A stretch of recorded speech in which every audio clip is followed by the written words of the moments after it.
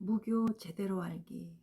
이번 시간에는 신과의 소통에 대해서 알아보도록 하겠습니다. 무교 제대로 알기 시간에 언급하는 모든 내용들은 지극히 한울의 개인적인 관점이라는 것을 알려드립니다. 또한 주제의 버거움과 어려움들을 최소화하고 이해를 돕기 위해 풀어서 말씀을 드리겠습니다. 대화 도중 자꾸 다른 것을 응시하는 것은 딴 데로 새지 않으려는 트레이닝입니다. 눈도 굉장히 깜빡깜빡 어릴 때 영안이 열리면서 눈에 신병이 심각하게 왔었는데요. 아직 고쳐지지 않았습니다. 혹여 집중이 되지 않는 분들은 음성만 듣는다고 해도 절대 서운해하지 않겠습니다. 그럼 지금부터 신과의 소통에 대한 한울의 생각을 공개하도록 하겠습니다. 신은 제자가 태어나기 훨씬 전부터 제자를 선택하여 태어나고 자라는 과정을 지켜보며 오랜 시간 제자 곁에 머물고 계십니다. 어째서 신은 한 번에 딱딱 알려주지 않으시고 고행이라는 넓은 밭에 제자를 던져놓은 채 스스로 헤쳐나올 때까지 기다리고 계시는지 잘 이해가 되지 않으시죠? 이 세상에 나올 때 나라 선택, 부모 선택, 심지어는 성별과 외모, 그 어떤 것도 우리에겐 선택권이 없습니다. 언제 어디서 누구와 무엇을 어떻게 왜 하는지 그런 것들은 전생에 지은 선업과 악업이 큰 작용을 한다고 합니다. 또한 그 업보는 3대를 계승한다고 하는데요. 아버지, 나, 자식까지 계승을 합니다. 내가 오늘 지은 악업은 당장의 부모에게는 불효가 됩니다. 부모님 저승 가실 적에 자식을 제대로 키우지 못한 제목으로 10대왕 앞에서 3년간의 재판을 받아서 저승 옥살이를 하시게 됩니다. 그 업은 훗날 나의 자식에게까지 배달이 되어서 자식의 창창한 앞날을 가로막게 되는 것입니다. 정말 끔찍한데요. 업이라는 게 이렇게 무서운 겁니다. 그런데 제자라고 해서 이 악업들이 사라지고 더 나은 혜택을 받는 것은 절대 아닙니다. 오히려 고통 한 말, 우울함 두 말, 원망 두 대, 답답함 한가마니, 분노 서대 서흡, 이러한 것들을 추가해서 내가 서 있는 고통의 밭에 뿌립니다. 아니 누가? 신들께서요. 저는 이 세상에 딱 나왔더니 부모가 없대요. 아빠는 내 존재를 모른대요. 엄마는 나를 버렸대요. 그럼 빨리 철이 들어야죠. 외로움, 고독함, 우울함, 자괴감이 들 시간이 어디 있겠습니까? 외할아버지, 외할머니가 키워주셨으니까 말썽 부리면 안 되죠. 저는 신병 때문에 음식을 먹을 수 없었던 어린 시절을 생각하면 늘 배고픈 기억밖에 없습니다. 이런 삶을 제가 선택한 건 아니지만 신께서 내 부모의 악업을 가지고 저를 빚은 거잖아요. 그걸 가지고 부모를 원망하면 내 후손이 불행합니다. 그것이 인과응보, 바로 업장이라는 겁니다. 원망은 원망을 낳고 안 될 놈은 안 됩니다. 원망이라는 것에 사로잡히게 되면 말이죠. 이것을 깨는 것이 바로 도입니다. 지금 여러분들이 서 계신 곳이 바로 고행의 밭입니다. 신이 선택을 했다는 것은 즉 인간의 마음과 생각대로 살지 마라. 그래야 만인을 어우를 수 있다. 이끌 수 있다. 이런 말씀이신데 그런데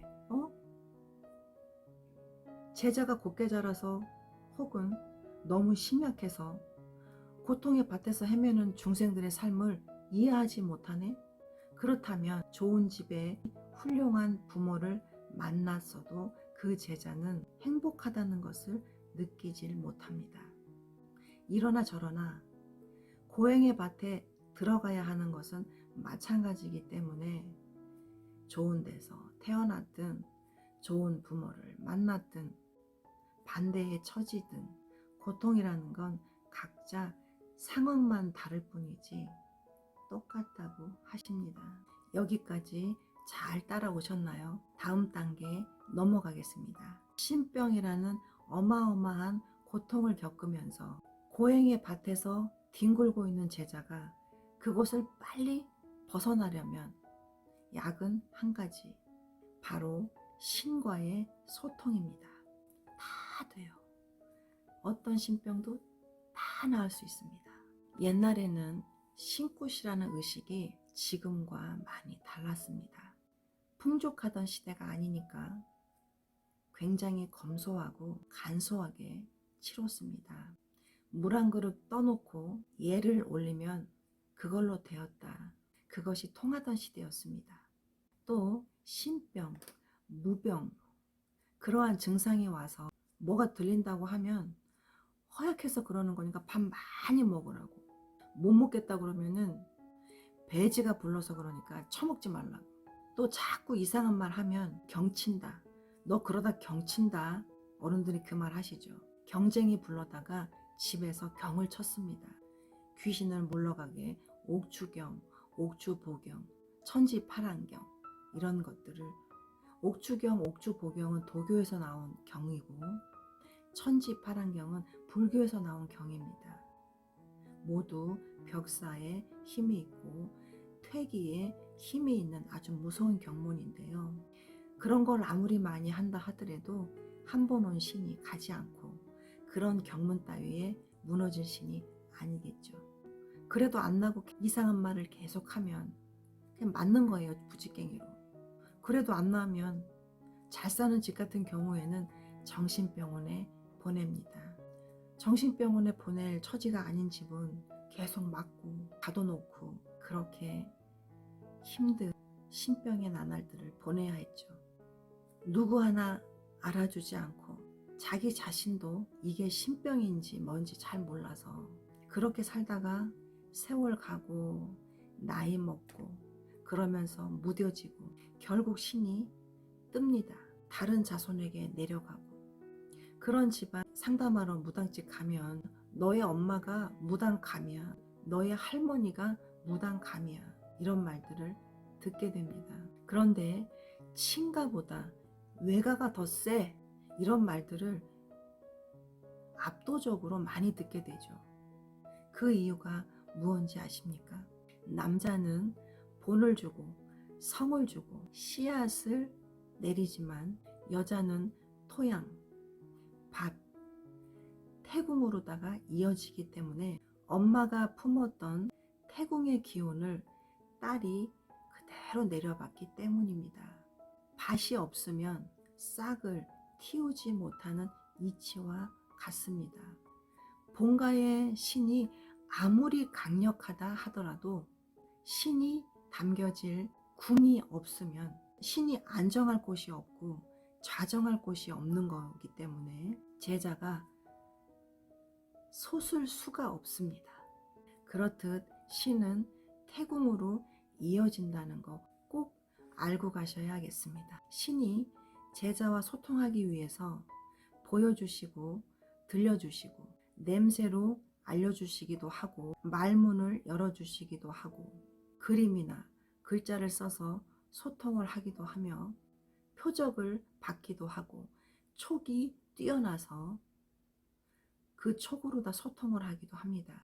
간혹 아픈 거를 몸으로다가 그대로 표적받는 그러한 제자도 있고요. 그런데 표적받는다 라는 말을 직이받는다라고 표현하시는 분들이 종종 있습니다. 직이란 땅 지자에 땅 귀신 기자를 써서 땅의 신, 지신의 기운을 받는다라는 뜻이 됩니다. 몸으로 강이 내린다. 막 떨리고 손뼉을 막 치고 이렇게 강이 내리는 경우, 그것을 강림이라고 표현합니다. 내릴 강자를 써서 신이 내린다, 그런 뜻으로 사용합니다. 이렇게 보면 신께서 제자들과 소통하기 위해 여러 가지 방법들을 사용하고 있다는 걸 알 수 있습니다. 이러한 소통은 열리게 되면 집에 가만히 있지를 못합니다. 집 밖에 나가서 사람들한테 막 아는 소리를 하게 되죠. 율법에서는 이런 자를 돌로 쳐 죽이라고 했습니다. 이스라엘에서 태어난 무당이 아닌 것을 감사하게 생각합니다. 이런 이상한 행동과 말을 하면서 돌아다니는 것을 옛날 어른들은 계면돈다라고 했습니다. 실제 한양 구판에는 아직도 계면거리가 남아 있고요. 강원도에서 제자가 나면 26관을 다 돌아다니고, 전라도에서 제자가 나면 44관을 다 돌아다니고, 충청도에서 제자가 나면 20관, 황해도에서 제자가 나면 37관을 다 돌아다닌다고 합니다. 그 정도로 많이 돌아다닌다는 얘긴데요. 이 관이라는 뜻이 조선시대 때 관아의 숫자를 말하는 겁니다. 세우야, 제정신이 아닌 상태에서 아는 소리를 하면서 회개한 행동들을 하고 그만큼 많이 돌아다닌다는 의미로 우리 구판에서는 지금도 사설에 이러한 이야기들이 들어있습니다. 이렇게 집집마다 다니면서 아는 소리를 막 하면 집주인이 그 얘기를 듣고 맞는 소리를 했을 적에 곡식을 내어줍니다. 이것이 상례였다고 하는데요. 이 행위를 건립한다 라고 표현했습니다. 지금 시대의 어떤 형태하고는 많이 다르죠. 그 시작이. 그래서 요즘에도 옛날 구만신 분들께서는 새 제자가 났을 적에 건립돌아라 라는 말씀들을 합니다. 신내림을 할 돈이 없으니까 건립을 돌아서 그렇게 쌀들을 조금씩 받아서 쌀들을 모아서 신굿을 했었습니다. 지금은 찾아볼 수 없는 그런 옛날 말이 돼버렸는데요. 무당들이 모시는 건립이 바로 이 건립입니다. 건립신은 나갔다 들어오면 빈손으로 오지 않는다. 그래서 현관에다가 건립을 모십니다. 신은 제자에게 많은 고행을 주시지만 스스로 그 고행에서 벗어나게 하시려고 계속해서 제자에게 말을 걸고 흔들어 보기도 하고, 그런데 바보 같은 제자가 그거를 알아듣지를 못하고 자기 힘든 고행의 밭에서 허우적 대느라 신이 하시는 말씀을, 신이 거는 말을 알아들을 수가 없는 거죠. 그래서 도인들은 말합니다. 마음을 비우고 욕심을 내려놓고 해탈을 해라.